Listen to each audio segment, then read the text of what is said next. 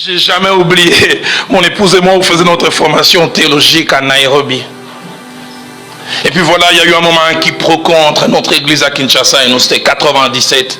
Durant 6 mois, on ne nous envoyait plus notre bourse. Et puis, au 6e mois, les derniers shillings kenyans étaient consommés. Et le recteur est venu me voir et dit, Dalo, ça fait quelques mois, vous ne payez plus, nous vous aimons, vous êtes un bon frère, nous apprécions. Mais d'ici 2 semaines, si vous ne payez pas, nous vous faisons sortir. Il me disait vers fin mai, et la date limite était le 10 juin. J'ai prié, je jeûnais. J'ai essayé par tout le moyen d'atteindre Kinshasa. Sans succès. Le 9 juin, ils sont venus me voir. Ils disent, Dalo, demain le 10 à 12 heures, ton épouse, tes 2 enfants, la 3e était dans le ventre, on va vous faire sortir. Je dors paisiblement. Elle est absente, je peux mieux en parler. Vers 3 heures, je me réveille, je la trouve, les yeux ouverts. Elle me dit, Roland, avec tout ce que nous attend demain, et tu dors. Je dis, tu veux que je fasse quoi? Et toi, avec tes yeux ouverts, ça a changé quoi? Le matin, je prends mon bain. À 6h30, on sonne pour aller au réfectoire prendre le petit déjeuner. Elle me voit partir. Tu vas où? Je dis, je vais aller manger. Je préfère mourir, mais le ventre est plein.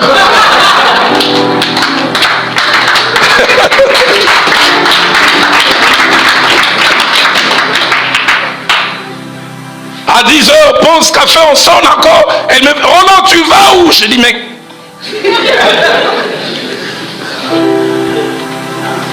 J'ai pris ma tasse de thé avec des biscuits. Les derniers cours finis à 11h, je suis venu m'asseoir sur un banc du parc de l'université. J'ai dit, Seigneur, c'est vrai, tout à l'heure j'ai défié cette dame, mais dans 1 heure.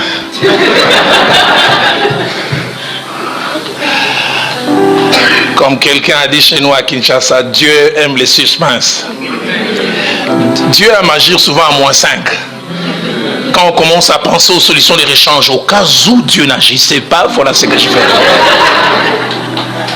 Chez nous à Kinshasa, on dit les nzombo le soir. Donc, c'est ce qui vient quand on pense que le match est fini. Il y a une équipe chez nous à Kinshasa, il ne faut jamais croire que vous l'avez battue. Parce qu'elle a l'habitude de marquer dans les temps additionnels. Et notre Dieu est quelquefois comme ça. J'aimerais dire à quelqu'un, ne lâche pas tant que Dieu n'a pas lâché.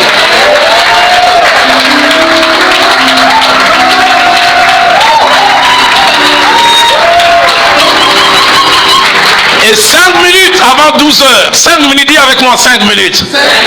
Dieu aime des fois -5. 5 minutes avant, mon cœur ne battait plus là, ça battait là.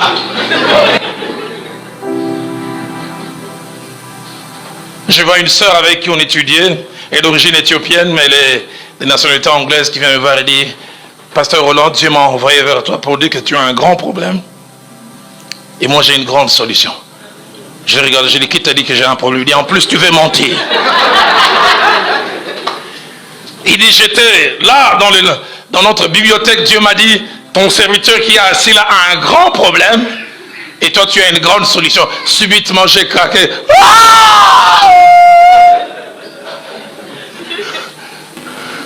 J'ai essayé de le dire en anglais, j'ai dit, j'ai pas un problème, c'est tellement grand, c'est un problo.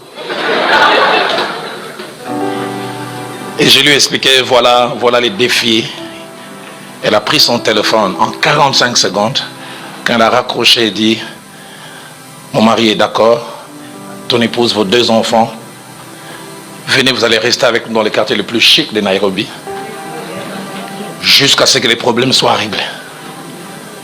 Un véhicule est venu nous chercher, et durant plus de 30 jours, je venais à l'université avec un chauffeur, couché derrière. J'ai dit, qu'est-ce que les solutions de Dieu sont bonnes? Combien de fois nous nous inquiétons aujourd'hui alors que Dieu a des solutions? J'aimerais dire à quelqu'un, ton Dieu est un Dieu responsable.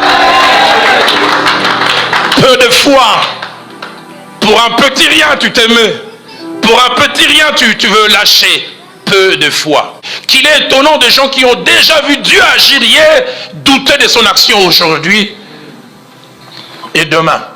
Je préfère être de la race de David qui pouvait dire, le Dieu qui m'a aidé à tuer l'ours et le lion me rendra aussi capable de tuer ces géants.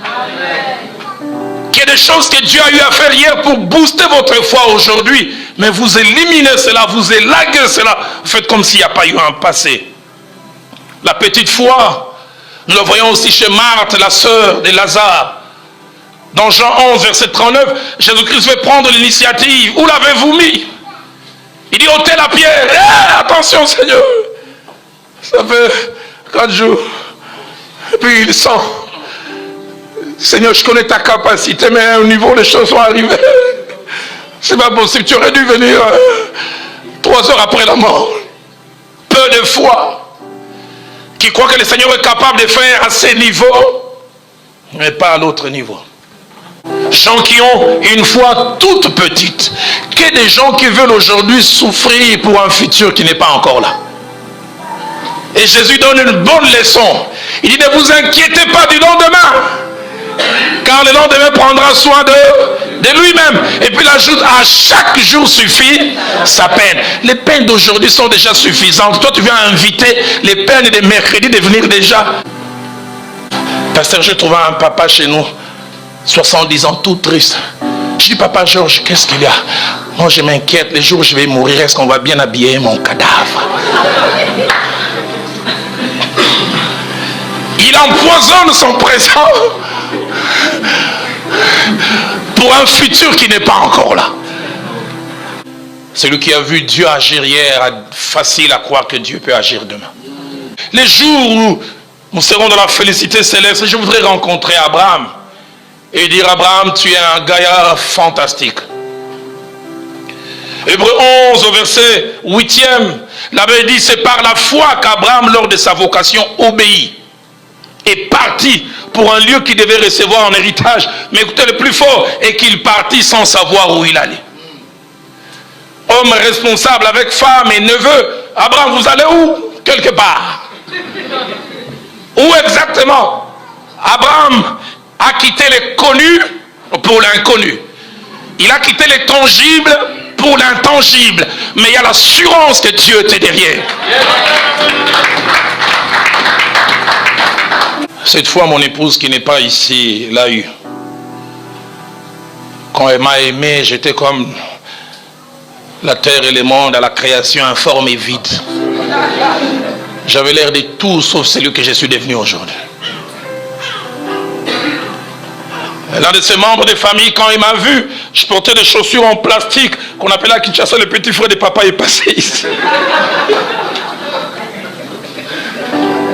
J'avais un pantalon qu'on appelait fils unique parce qu'il n'y avait ni grand frère ni petite soeur. Et une de ses cousines lui a dit, cette chose-là, la chose c'était moi. Tu allais la ramasser où? Elle pleurait. Vous allez voir seulement ce que Dieu va faire avec Roland. Laissez Viviane. Elle a vu ce que les autres ne voyaient pas. Une femme rentre un jour dans mon bureau et me dit, Roland, est-ce que Viviane est à la hauteur? Des hommes comme toi, de valeur. Il faut des femmes comme nous. J'ai dit, maman, tu as déjà reçu un coup pastoral loin.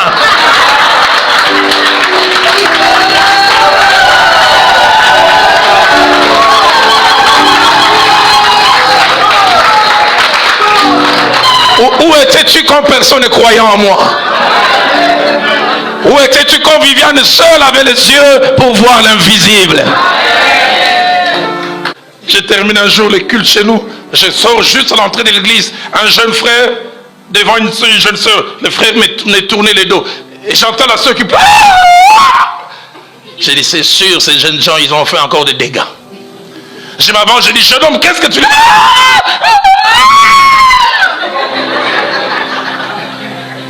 J'ai dit, jeune homme, qu'est-ce qu'il y a? Il me dit, la pasteur, innocemment, oui.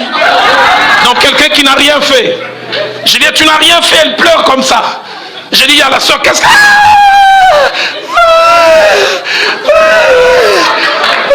Pasteur, attends que je me calme. Et puis quand elle se calme, suspense de 15 secondes, elle reprend son souffle. Le pasteur, je pleure parce que des gens de ce niveau me demandaient la main, c'est pas une malédiction.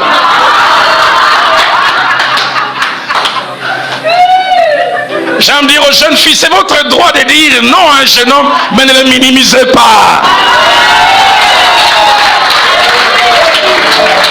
Parce que vous ne savez pas ce que Dieu est en train de faire avec. Il était né fils de berger, lui-même berger, mais dans le berger sommeillait le roi.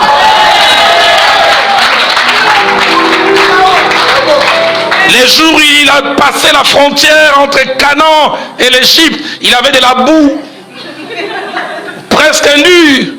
Il venait d'être l'objet d'un marchandage, comme on le faisait avec les esclaves. On a dû le tourner, regardez, ouvre la bouche, oh, 3 dents pourries. Le prix doit baisser. Mais derrière ce chariot, l'Égypte ne savait pas qu'il était en train d'accueillir son futur Premier ministre.